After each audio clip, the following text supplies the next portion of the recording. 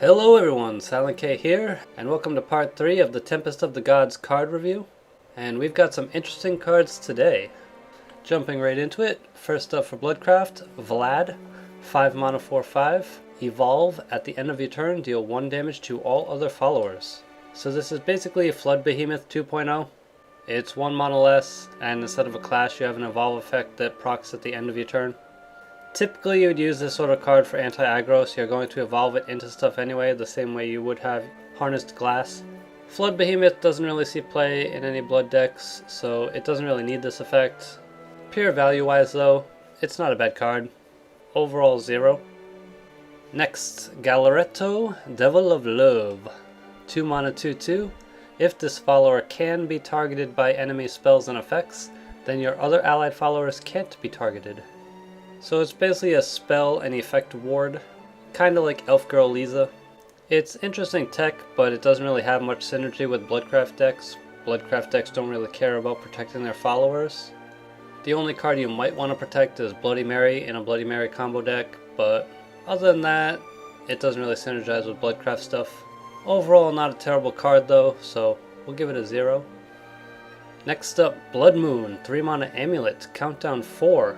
Vengeance is active for you even when your leader's defense is more than 10. So this card made a pretty big splash when it was announced. Some hailed it as the card that Control Bloodcraft needed. My first impression was that it was really good. After looking into it a bit, it's not quite as insane as it might seem to some people though. Countdown 4 is ridiculously good.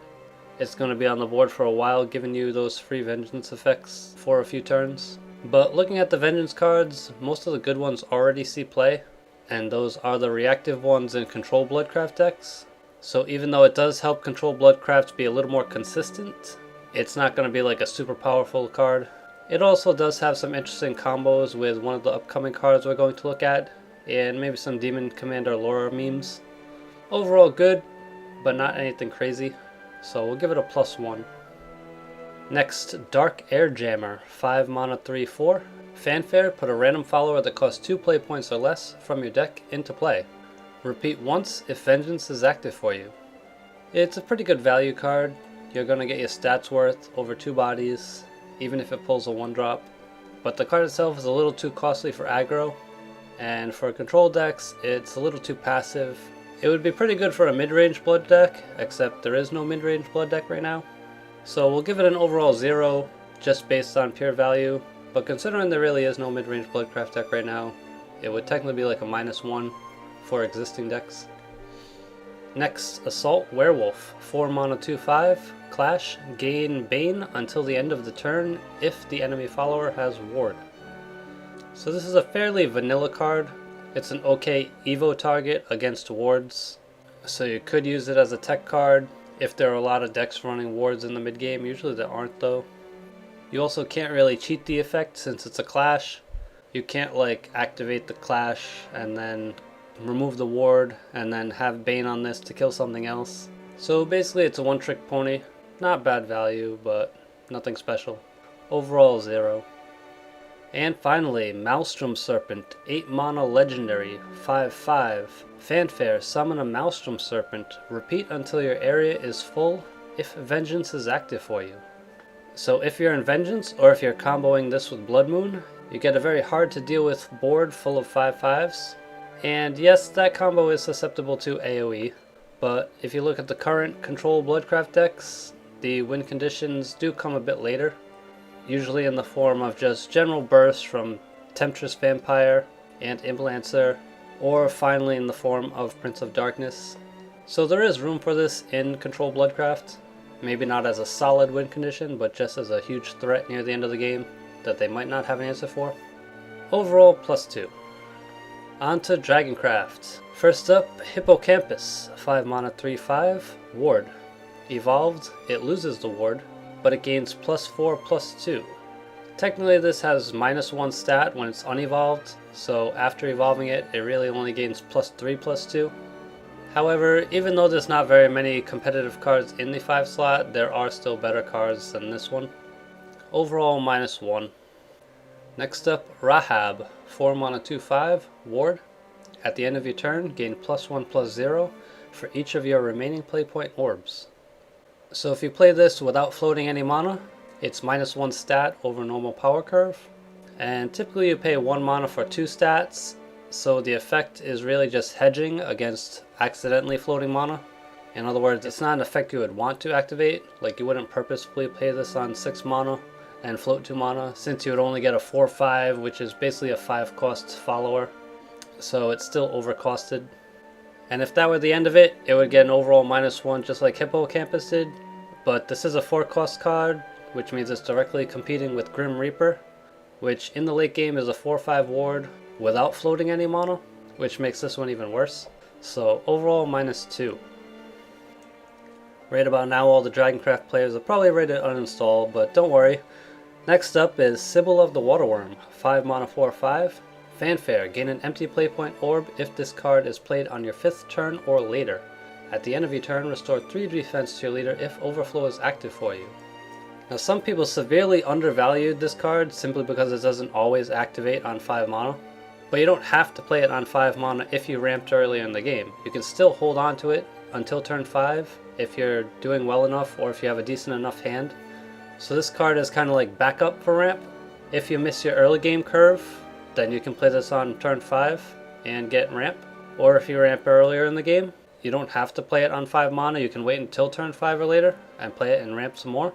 The only time it's not so great is if you do ramp in the early game and you're under a lot of pressure and you have to play it on 5 mana to evolve it and maybe clear something and you don't get the fanfare.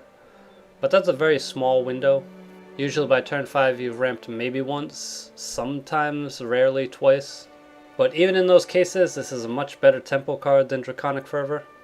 If you're running a Ramp Dragon deck, you do want this card in your deck. Overall +2. Next, Ouroboros, Legendary, 8 mana 8/4. Fanfare, deal 3 damage to an enemy. Last words, restore 3 defense to your leader, then put an Ouroboros into your hand. So the Fanfare is flexible, you can hit an enemy follower with it, or the enemy leader.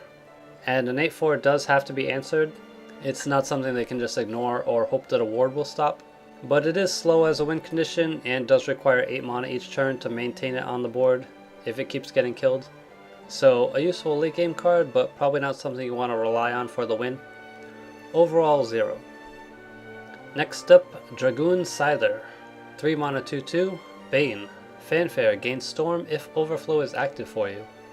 So this is decent flexible removal. You can play it on 3 mana and you will still have the Bane effect. Or in the late game you can play it, it will get Storm, and then you can immediately kill something with it, making it basically a 3 mana execution. Ramp Dragon doesn't run a lot of hard removal though.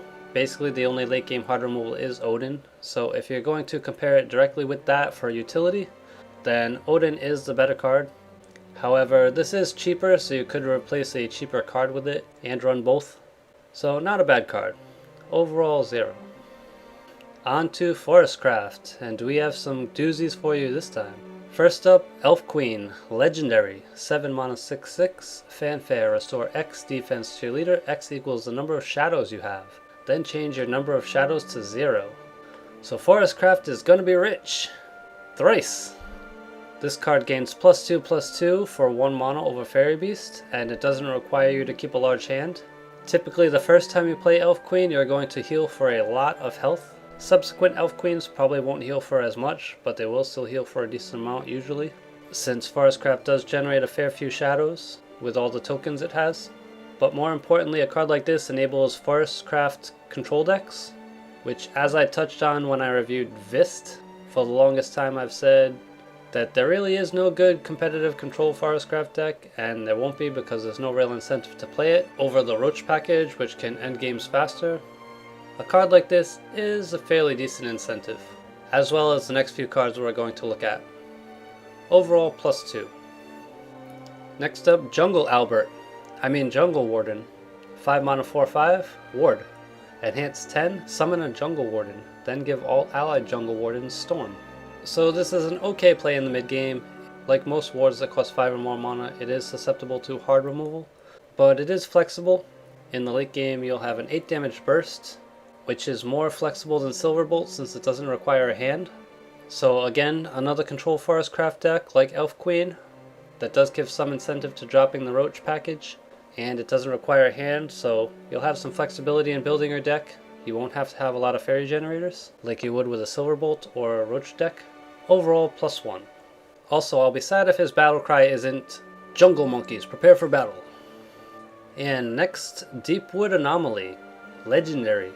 8 mana 8/8. Whenever this follower attacks the enemy leader, deal damage to that leader until their defense drops to 0. First, this wording seems to keep tripping people up. This wording does not indicate a loop. As with Belphegor, the damage is going to be dealt in one burst. That said, this card, when played for 8 mana on turn 8, is slow and susceptible to hard removal. But a 28 is just slightly above power curve, and even though it's an okayish standalone win condition, it gets better when you combo with things like Wolf. So you can get this as a 0 cost, and then maybe on turn 10 play it with Jungle Albert, and then you'll deal 8 damage immediately, and you'll have 3 followers on the board that are all threats. So as a win condition, in this theoretical control Forestcraft deck that doesn't rely on hand size, it's pretty decent. We'll give it an overall +1. Next up, Sibel, 3 mana 1/4. At the end of your turn, give all other allied followers +0/+1. So this is fair value. If you play it on turn 3 and already have 2 fairies on the board or something along those lines, you'll get about 7 stats for 3 mana. But it doesn't really synergize with Forestcraft playstyles. They don't really care about protecting their followers. Most of the stuff they care about protecting, they usually just bounce to their hand immediately anyway. So it's of questionable use. But it is fair value, so we'll give it an overall 0. Next, Man-Eating Mangrove, 3 mana amulet, countdown 2. Whenever an enemy follower attacks your leader, deal 2 damage to that follower. So this is kind of like an anti-aggro card, but Grimnir or Healing Angel will be generally better options. If you play this on 3, then your opponent will simply not attack with stuff that will die to it. So you're still going to have to clean up all the followers that are sitting there waiting for the amulet to pop. Meanwhile, you just did nothing for 3 mana. Typically, it would be better to play one of those followers like Grimnir or Healing Angel, and then on the next turn you can attack with them.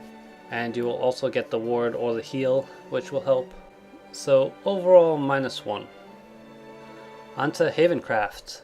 Caledonian Boar, 6 mana 4/4, Rush. Fanfare, subtract 1 from the countdown of all allied amulets. This is basically Greater Priestess 2.0. It gains +1/+0 and Rush for 1 mana. And it wouldn't be bad in an amulet heavy deck, but such decks have never really been competitive. For this to be good, you have to have multiple amulets on the board going into turn 6, and generally you don't have a board like that. Most competitive Havencraft decks play a handful of really good amulets, and that's it, and usually your single target amulet countdown reductions like Hollow Dogma and Sister are good enough to deal with those. So Greater Priestess doesn't see play, and this card probably won't see play either. Overall, -1. Next up, Candelabra of Prayers, 3 mana amulet. Whenever you play an amulet, subtract 1 from its countdown. Now you might think my opinion of this card would be much the same as the previous card, but a card like this is actually a lot more proactive. When you put a card like Greater Priestess or Caledonian Boar in your deck, it requires you to have a board full of amulets before you play it. But a card like this, you can play the amulet first, and then every amulet you play after it gets a benefit. So a card like this doesn't really synergize with cards like Caledonian Boar so much as it does replace them entirely. And in particular, this has good synergy with a lot of removal amulets like Death Sentence and Heretical Inquiry, which will give you an immediate effect without any combination. So you could play Candelabra on turn 3, and then Death Sentence on turn 4, and catch up on the board. And then maybe on turn 5 you run Dual Flames, and the turn after that you have 2 Tigers. This also has minor synergy with cards like Seraph, Pious Fox, Beastcall Aria, Beastly Vow. It probably won't enable an amulet heavy deck, since you will still be losing a lot of tempo after playing the Candelabra and playing amulets with more than 3 countdown. But getting the benefit from those other amulets that only have countdown of 1 or 2, it's going to be pretty good. Overall, +1. Next up, Holy Bowman Kell, 2 mana 2/2. Whenever your leader's defense is restored, deal 2 damage to the enemy leader. So maybe put this in a Lana Haven deck, and Kell can start bursting down the leader while you build a board? Probably not. If you've played a lot of Lana Haven, you know that the deck doesn't really need burst. What it needs is more fuel. You tend to build a board, and then if your opponent deals with it, then you build another board, and then if your opponent deals with that, then you've run out of fuel. And hopefully you have Seraph that you can play for a backup win condition. But basically you want to just build a board that your opponent cannot deal with, and then kill them that way. So I don't think Kel has a very good place in any deck. It's just too much of a half-assed combination of offense and defense. Cards that are designed to heal you aren't very aggressive, so they're not going to synergize with Kel. And likewise, in a deck like Alana Haven, you want to have as many healing followers as possible so that they synergize with Alana's Prayer, and Kel does not do that. So overall, -1. Next, Tarnished Grail, 8 mana amulet, countdown 3. Fanfare, deal 2 damage to all followers. Last words, randomly put 3 of the 4 following cards into your hand. Servant of Darkness, Silent Rider, Dis's Damnation, and Astros Reckoning. So for a deck like Guardian Sun, it does put the Apocalypse cards in your hand faster than Prince of Darkness. In general, it's not a better win condition than Seraph though. So overall 0, but if you're strictly a Guardian Sun player, then this card is basically a +1. The only downside being that Guardian Sun doesn't typically run countdown reduction, so you may have to compensate for that. On to Runecraft. First up, Hulking Giant, legendary, 6 mana 6/6. Fanfare, discard all Earth Sigils from your hand and gain +2/+2 for each discarded card. Cannot be targeted by enemy spells and effects. What the actual fuck, Cygames? This is like Flame Wreath Faceless levels of overpowered. This card is undercosted even if you don't include the Fanfare. It's 1 stat over power curve and can't be targeted by enemy spells and effects. The buff on top of that just makes it even more ridiculous. Some people might think that that's a serious drawback. Earthright Runecraft really needs its Earth Sigils, maybe you want to save some of those. But here's the thing, it only discards actual Earth Sigils from your hand. Any Earth Sigil generators you have in your hand don't get touched, and any Earth Sigils you have on the board don't get touched. So you'll still have plenty of Earth Sigils, you'll just have a gigantic follower that can't be targeted by anything as well. And most classes do not have an answer for an 8/8 or 10/10 can't be targeted follower on the board. Havencraft has Themesis, and maybe Tribunal if it hits. Shadowcraft has Lurching Corpse and Necroassassin if they hit, and if you're not playing Nephthys Shadow. It does have Kawi if you're going first, but for the most part there are very few answers for a card like this on turn 6. Overall +3, welcome to the Earthright meta. Next up, Dazzling Healer, 3 mana 2/3, Fanfare, restore 0 defense to all allied followers. Spell boost, restore 1 more. We'll just take a moment to appreciate the adorableness of this card, because we're not going to see much of it after this. It's not a very good card. It only heals followers, and it's for a follower-based spell boost deck, which right now only supports an aggro playstyle. You're not going to include this in Daria, so it's not going to see any play. Overall -2.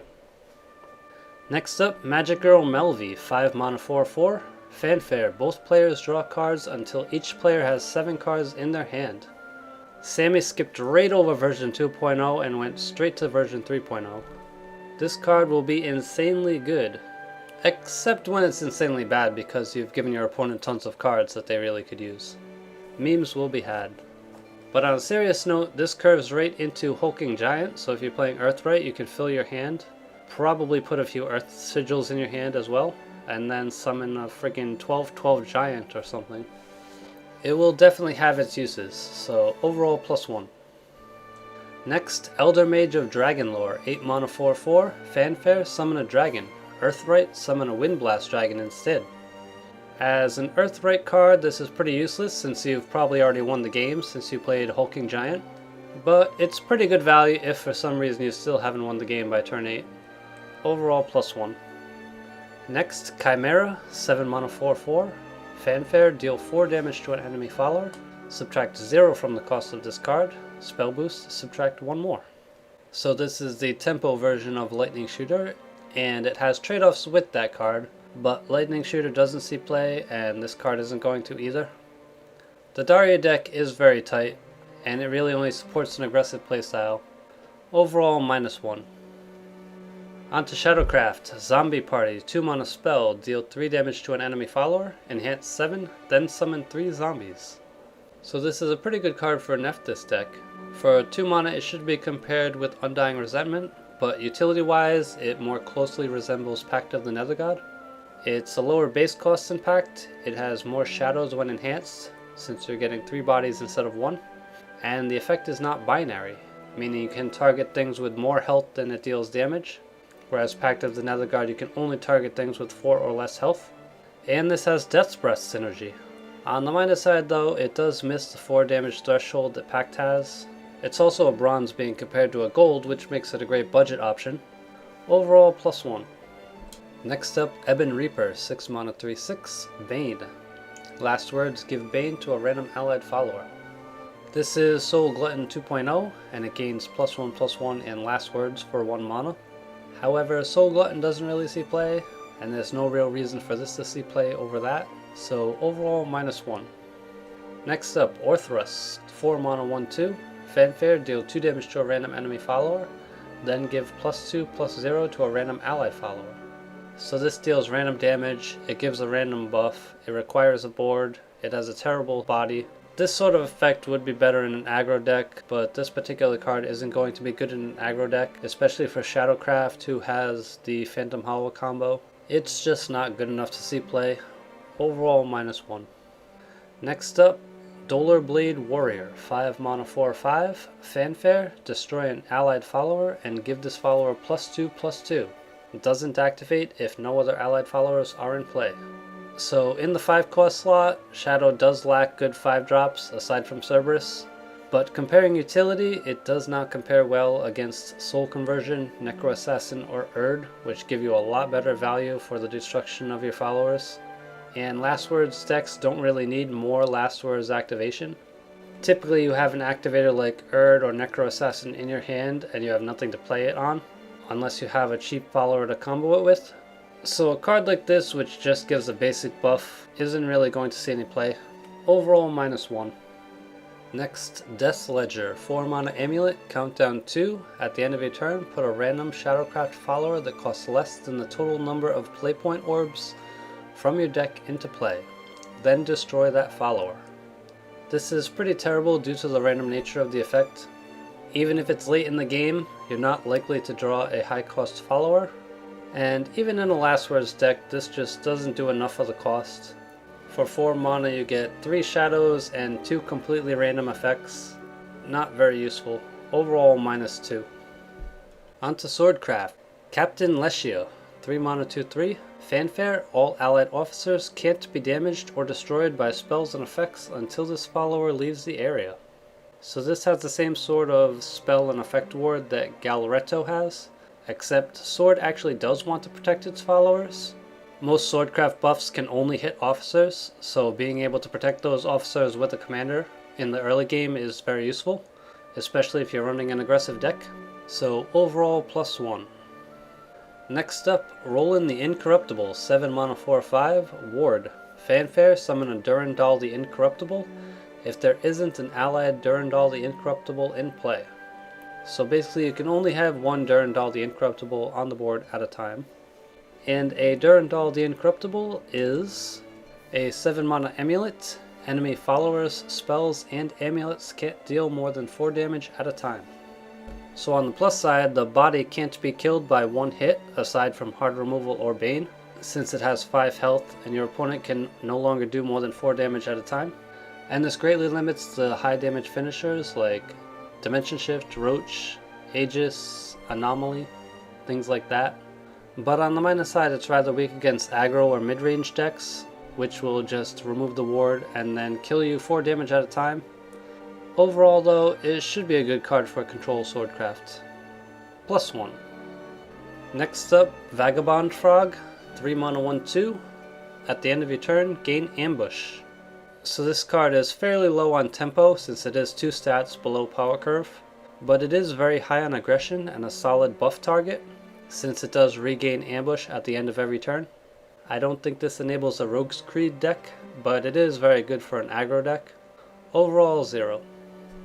On to the neutral cards. First up, Test of Strength, 3 mana amulet, countdown 2.